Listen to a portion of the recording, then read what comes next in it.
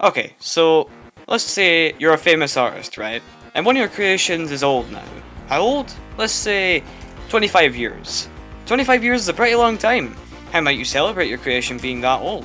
By making a special version of said thing with more stuff included, some of which might not have been released otherwise. This is the dilemma that Green Day have found themselves in 4 times before, and potentially 5 if my predictions are correct. Currently, Green Day have been creating music in some form since their first EP released in 1989, and since then they've made 14 studio albums, 13 EPs, 4 live albums, 4 compilations, a demo album among several other miscellaneous things. 4 of these albums have received the glorious anniversary box set treatment, a special reissue of an existing album with more content. Whether it be demos, live tracks, remastered songs, or all the above, there is always something added here. While I don't own any of these myself, I do ever find these quite interesting to discuss and analyse, seeing what they added or removed, seeing the cover art, and all that other random bullshit. So enough stalling, let's get started with... Starting with the very first and worst Green Day anniversary reissue, we have the Insomniac 25th anniversary vinyl. I say vinyl specifically because this is the only physical release that this version ever got. Unless you count everything being on YouTube, which I won't because physical is cooler, fight me. In my opinion, this is by far the worst anniversary reissue Green Day has ever done. Maybe even one of the worst anniversary reissues of all time. Which I guess is expected because this is their first attempt at doing it, but even then, this is incredibly lacking. Okay, so in the box you get the entire Insomniac album, not remastered by the way, alongside 8 tracks from the performance in Prague in March 1996. And that's it. No demos, no outtakes, no poster, no nothing. That's all you get. The album and a couple of live tracks. The Prague performance, by the way, is incredible. It sounds great, the pro shot footage is amazing, and overall, just an awesome performance. And it pisses me off to no end is that they didn't release the entire thing. Like, this show had 20 songs played at it and only 9.5 are available online. I say and a half because 2000 Light Years Away's performance is only partially available, as some of it was uploaded onto the Green Day TikTok account in 2023, which is probably the most random thing they've ever done. Like, what does the social media team have that we don't? And what pisses me off more is, why did they only upload part of it? Now, of course, you with your infinite wisdom would probably say, TikTok videos can only be up to 60 seconds long. And yeah, you'd be correct if it was still 2020. TikTok videos can now be up to 10 minutes long now. You could fairly easily fit 3 songs in one sort of upload. And this video came out long after that update, so why not just upload the whole song then? Exhale. Okay, but aside from that giant fucking stain on this vinyl disc, it's actually pretty cool.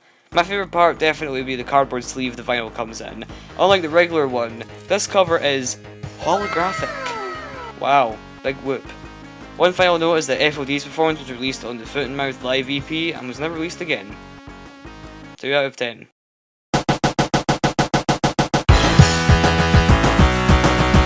Okay, buckle up because this one is definitely an improvement. Alright, so this one is the same old song and dance as last time.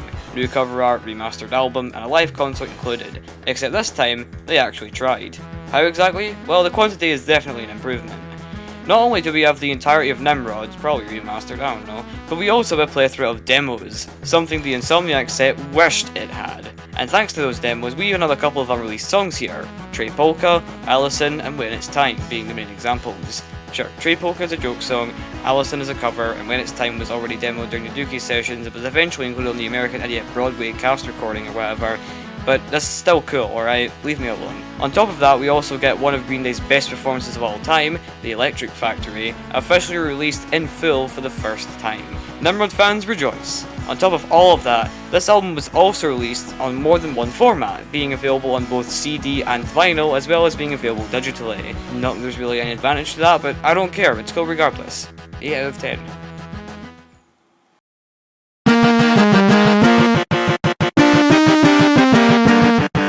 Alright, just when you thought it couldn't get any better, Green Day unleashes this absolute monster of a reissue. Dookie is by far Green Day's most popular record to date. It's currently sold over 20 million copies worldwide, is a blast from start to finish, has been preserved at the Library of Congress, no that is not a joke, brought punk rock to the mainstream leading to a whole new generation of punk stars, and is one of the most highly regarded albums of the 90s, and probably ever. So Green Day had to make this release as bombastic as possible. and they fucking smashed it. This box set is massive. In the box you get the full album remaster, the full performance they did at Woodstock 94 and the Guitarge Club. Guitarge? However the fuck you pronounce that. Demos and even a few outtakes. New cover art for all the different releases, such as the Woodstock 94 performance, demos, outtakes, etc. All wrapped in a nice plastic or vinyl bow. That isn't a bow, but instead a box or frisbee that you can play music off of. This set is perfect, except for one teeny tiny little nagging thing. Jaded in Chicago, one of Green Day's most infamous concerts of all time, was excluded. Like, that's obscene. How could they? Instead we got Woodstock 94, which is, you know, justified. This is like one of Green Day's most iconic performances ever. And the Guitarge Club 1994? Garage Club, however the fuck you pronounce that name. I mean, I can't even pronounce it right. That's how forgettable it is. Why this one? Like, yeah, it was bootlegged for years and it is the single greatest version of Only a View ever recorded, but that's not going to justify leaving out Billy high as fuck on speed and burning a magazine on stage. Just, no.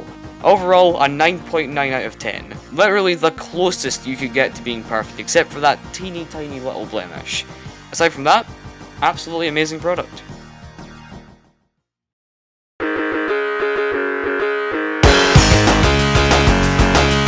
Okay, American Idiot, right?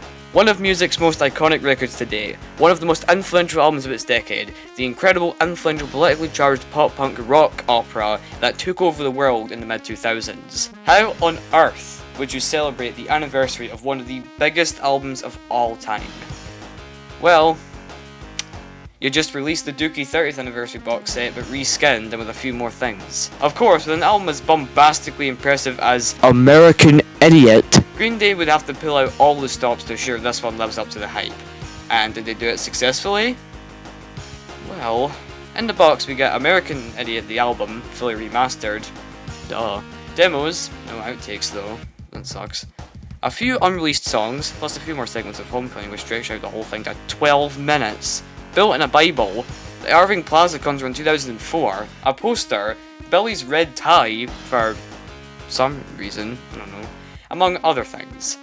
This box is simply amazing in every way. There is not a single thing wrong with it.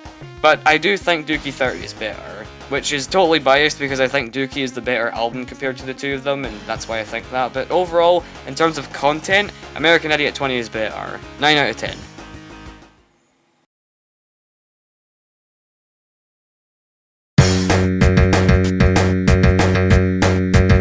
Alright, let's rank these four. From the bottom we have Insomniac 25, Nimrod 25, American Idiot 20, Dookie 30. Alright, I'm going to share my idea for a potential box set they could make in the future. 2025 is an anniversary year for 4 separate Green Day albums. 39 Smooth turns 35, Insomniac turns 30, Warning turns 25, and Father of All turns 5. We don't count this one. Out of these 4, I personally think Warning is the most likely to get a box set.